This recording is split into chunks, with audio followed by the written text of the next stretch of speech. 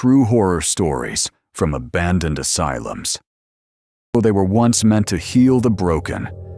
Now, their broken walls only whisper nightmares. These are not just ghost stories. These are real accounts from former guards, nurses, thrill seekers, and survivors. Tonight you'll hear 8 true horror stories from abandoned asylums. Make sure your lights are off, and whatever you do, don't listen alone. Story 1. The Fourth Room, Athens Lunatic Asylum, Ohio. When I was a freshman at Ohio University in 2012, my dorm faced the old asylum grounds. The Athens Lunatic Asylum had been closed for years, but its massive stone buildings still stood, decaying behind iron fences. Students told stories about it all the time. Shadow figures in the windows, cries at night, things moving behind broken glass. I thought it was bullshit, until I went there myself. One night, my roommate Mike and I got drunk and dared each other to sneak in. It was around 2 a.m. We climbed the fence, crossed the cracked courtyard, and entered through a broken service door. Inside, the air was heavy, like breathing through soaked cloth, mold and decay. We joked at first, used our phone flashlights, took a few selfies in the old surgical theater. Dumb stuff. Then we found the hallway.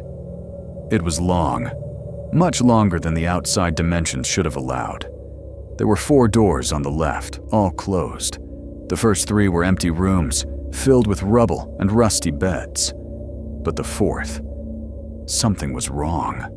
The door was shut tight. No dust around the handle, like it had been touched recently. Mike tried to open it. Locked. We laughed, but then, knock, knock, knock, from the inside. 3 soft, slow knocks.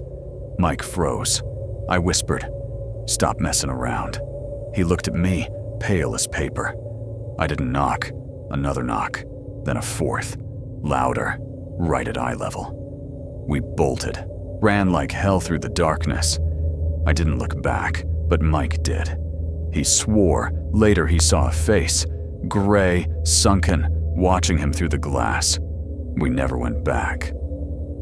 A month later, I told a janitor about it, an older guy who'd worked there in the 80s. He got real quiet. He said that building once held 4 long-term isolation rooms. 3 were used. The 4th was sealed in the 1970s because a patient had scratched a word into the wall, backwards, over and over again. Stay.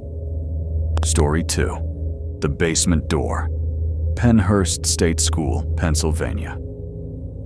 My uncle was a security guard at the abandoned Pennhurst Asylum back in 1995.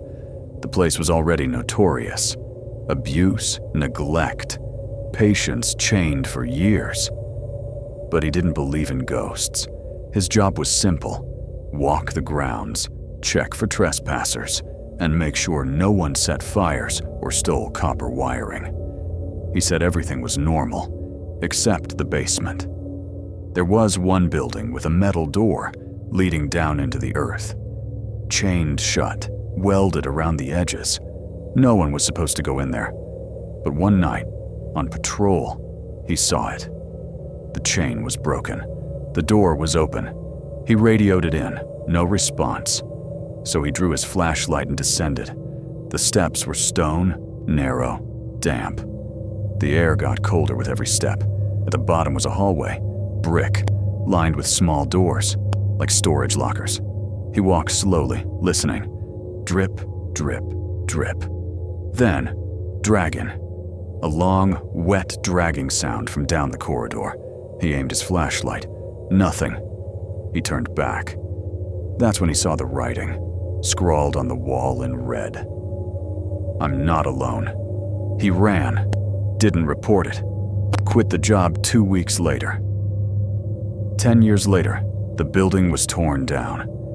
They found bones in the basement, small ones, child-sized. Story 3. The Window That Blinks, Danvers State Hospital, Massachusetts. Back in 2006, I was part of a photography club in Boston that explored abandoned buildings. We were drawn to Danvers, the Gothic monsters of a hospital perched on the hill, infamous for its architecture and its cruelty. Lobotomies, shock therapy, seclusion. It closed in the early 90s, but the place still breathed. 4 of us went in just before dusk. We planned to shoot in low light, make it atmospheric. We split up. I took the West Wing, the children's ward. Graffiti covered most of the walls. Broken toys, old shoes, patient charts still stuffed in filing cabinets. But then I noticed something strange. A window. 3rd floor. Perfectly clean. In an asylum coated in dust and time, this one window was spotless. I aimed my camera, zoomed in, and it blinked. The window blinked, a slow, deliberate shutter, like an eyelid made of glass. I froze, snapped a photo. It came out black. I turned to run and heard it, a whisper from the hall behind me. "You saw me." I ran out of there, screaming. My friends thought I'd hit my head. But when we developed the film later, one photo had a strange glare, like a face behind glass, warped and weeping. That building's gone now. Condos. But I still dream of that window. Still wonder what it saw when it blinked.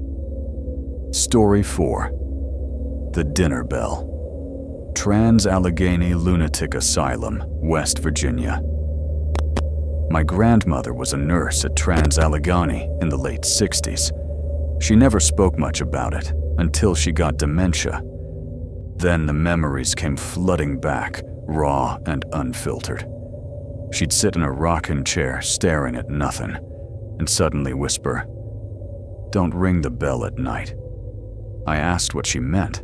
She'd go quiet, then say, "It comes when you ring it. It eats what's still breathing." Later, after she passed, I inherited her old journal. Most of it was medical notes, but in the back were pages, frantic, messy, like she wrote them while scared. She described a night shift when the dinner bell rang by itself, 3 times. Metal on metal. She went to the cafeteria, empty, except for a trail, long red smears leading from the kitchen to the freezer door. Inside the freezer? Nothing. Just cold air and claw marks in the ice. She wrote, "The bell rings when it's hungry. We stopped using it in '69, but it rings anyway." I went there once. The building's a tourist spot now. I stood in the old cafeteria, looked up at the bell. It rang. Twice. And that was enough. Story 5. The Man in the Straitjacket. Eloise Psychiatric Hospital, Michigan. My dad worked as a city utility inspector in Wayne County during the late 90s. One winter, he was sent to Eloise, the old psychiatric complex outside Detroit. It had been shut down, but some underground tunnel still carried water and heat to neighboring facilities. He had to inspect one of those tunnels. He hated that job. Said the place always felt wrong. He was halfway through the tunnel, crouched near a corroded pipe, when he saw something at the far end. A shape, standing perfectly still. He thought it was a statue until it twitched. He raised his flashlight. It was a man, pale, emaciated, wrapped tight in a filthy straitjacket. The man didn't blink, just stared. My dad called out, "Sir, you all right?" The man took one slow step forward, then another, then sprinted. But he made no sound. No footsteps, no breath. My dad bolted, barely squeezed through the exit hatch before slamming it shut. He filed a report, but no one believed him. Years later, I visited that tunnel myself.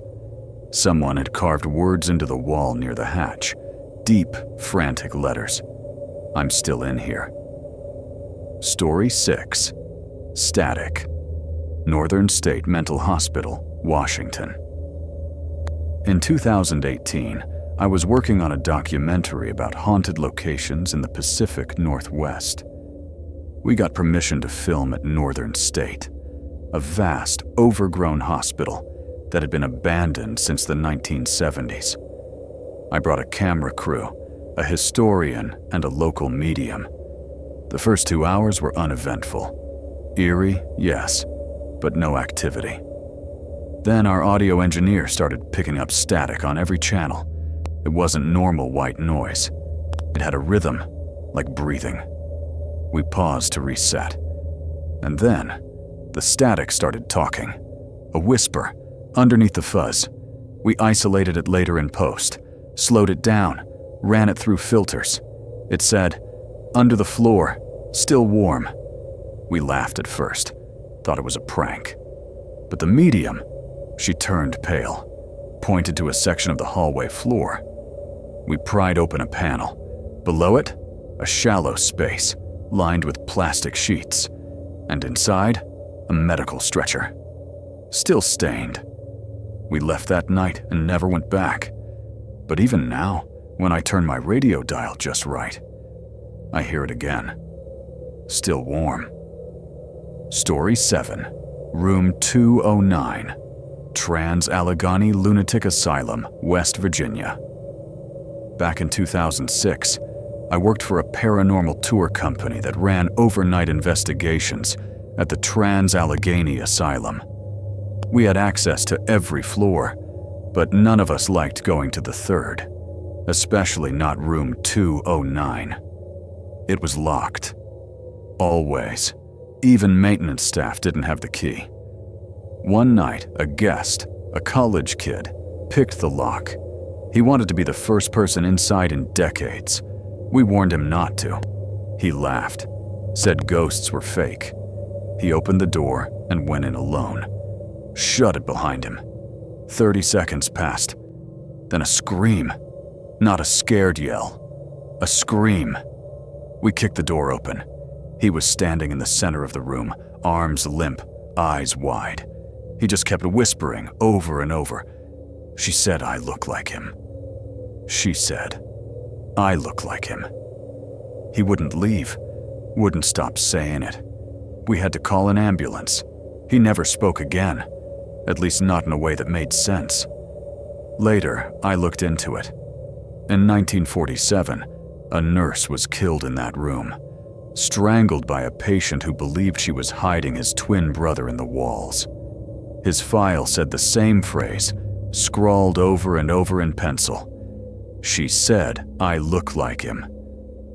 Story 8, The Mirror, Danvers State Hospital, Massachusetts. I used to collect antiques, furniture, old radios, weird stuff. In 2014, I bought an ornate mirror from an estate sale near Boston.